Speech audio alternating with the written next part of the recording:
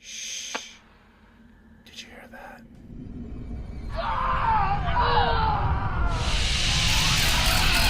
First, I read the script by Vikram Wheat.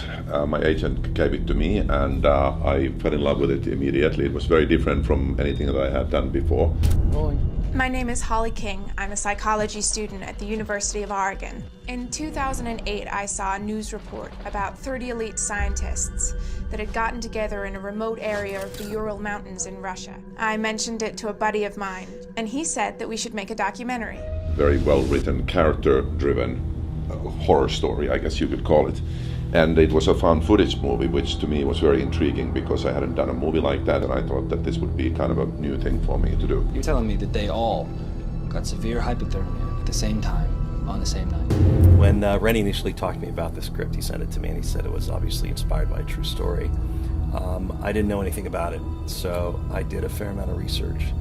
And the more I dug, the more fascinated I was by it. And then I read the script. Vikram, who's our screenwriter, did a terrific job. And in creating a really nice journey for the audience to go on. What happened out there? I can't explain. The important thing was reality, because we are talking about a found footage movie where we want to create an illusion for the audience that this all really took place. So then the challenge is, how do you find really good actors who are not yet stars? We decided that it was critical to get fresh faces as our 5 leads. We ended up casting the picture out of the UK. Dyatlov Pass is obviously fascinating because we're so far on from it and no one knows what actually happened, and I think that people are at the stage where they think that they never will now. So the idea of making a movie about it is a brilliant idea. As soon as I got the title of the script and I was told it was based on true events, I went online and looked up on it, and it's quite sad really, because we still to this day don't know really what happened to them. Leading up to the incident, there were reports of orange lights in the sky. There's been many theories about what happened to the Dyatlov group, whether it was the Yeti or aliens or government experiments or something like that. I like the story. I like that it's based on actual events. So when you go online and you research it, it's something that's actually very creepy. When I first looked it up, I had a look on, there was a little short snippet on Google, like a video of what, a theory that had happened and all these experts saying their opinion. I suppose that there is always doubt left in your mind about it. And so no matter what theory you come up with, you're always left thinking, well, who knows?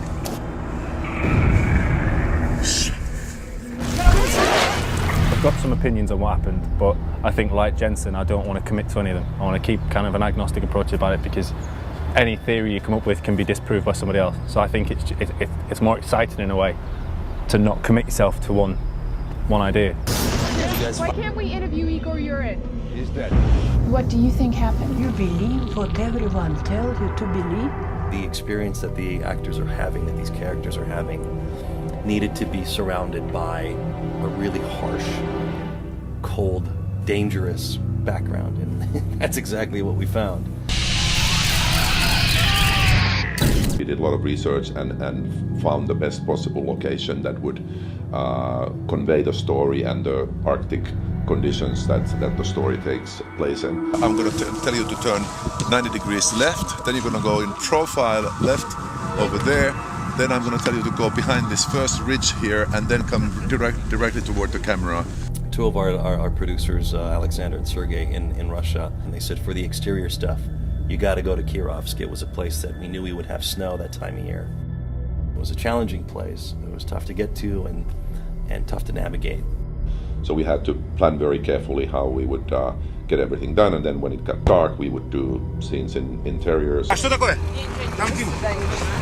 Mother Nature was very challenging, and it was difficult on the crew, it was difficult on some of the equipment. We traveled here by snowcats and snowmobiles about 12 kilometers through the wilderness. This is about as remote and Arctic as movie making can get. It's another day in paradise. Weather is beautiful. The snow doesn't look too powdery, which is good.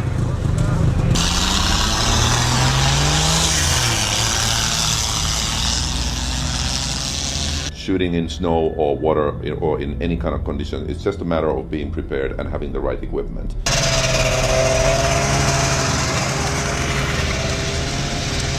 the entire cast come out for, I think it was about a week or week and a half, of kind of rehearsals and learning how to walk around in snowshoes and all that kind of stuff. Action.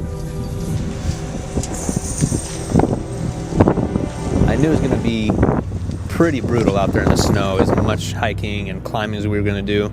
So I got in the gym a lot, did a lot of biking, running. I started training on my legs, so I'd have enough strength to be able to hike up and go through deep snow, so my knees would be stable. The cold, you get used to it. I think there was one night where I thought that my fingernails would explode. The cold was tough. Thankfully, we had a good wardrobe team. So there was a few scenes I had to do in kind of knickers and vest top, which were really cold. We were always kind of fighting for light as well, because we needed to kind of work around when the sun would go up and down, and here we are north of the Arctic Circle, so there was kind of this ticking clock all day, every day as to when the sun was coming or going. So every movie takes me to a different part of the world.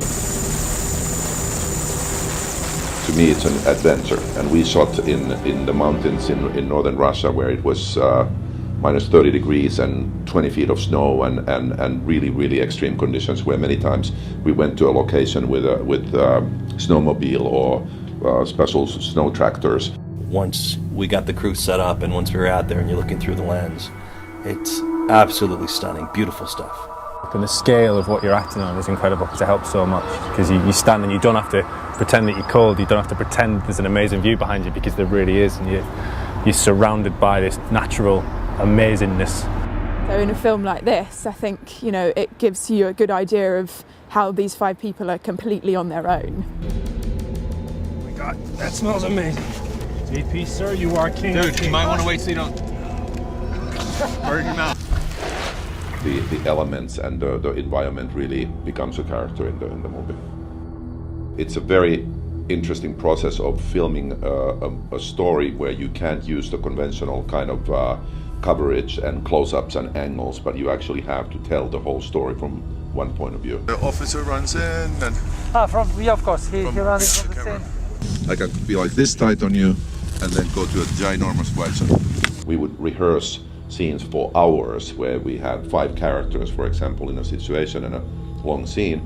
We would rehearse it for a long time to figure out how the camera can move and how we can find the close-ups and wide shots and everything that the story needs. Working with Reddy, for me, the first day was very daunting, just because I didn't know him as a person. I just knew him as the Hollywood director who'd done amazing movies, worked with amazing people. So the question is how, because I like their crab kind of, how they move. Kind of like we were doing yesterday here. It's amazing. He's so enthusiastic and fun and works incredibly hard. Whereas he makes you feel like by being on set, you've already proved your worth to be here. So I trust whatever decisions you've made, you know your character better than I do. Reddy's very approachable, and any questions we have, he's happy to answer them. When they drag him there, and then Matt goes, the knees, and she says he's gone somewhere there. Dyatlova Pass was a really fun movie to make. It was a real adventure in real extreme conditions, and it was nice to see how the crew and the cast and everybody really became a family, because we were in a tiny little town in northern Russia.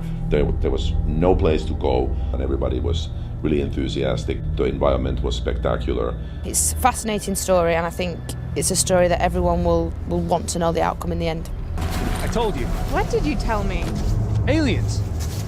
Which would explain a Yeti. When you read what happened to these people, it's actually really, really terrifying. I thought it'd be fun to be part of that. Unfortunately, with Dyatlova Pass, we were just left in the dark, I think, completely.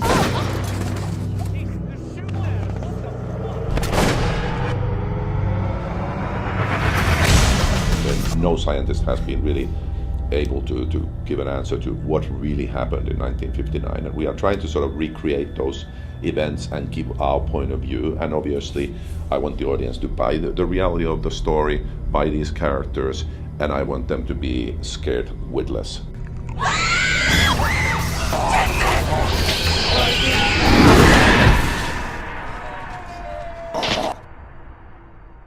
You're gonna die here, Jensen.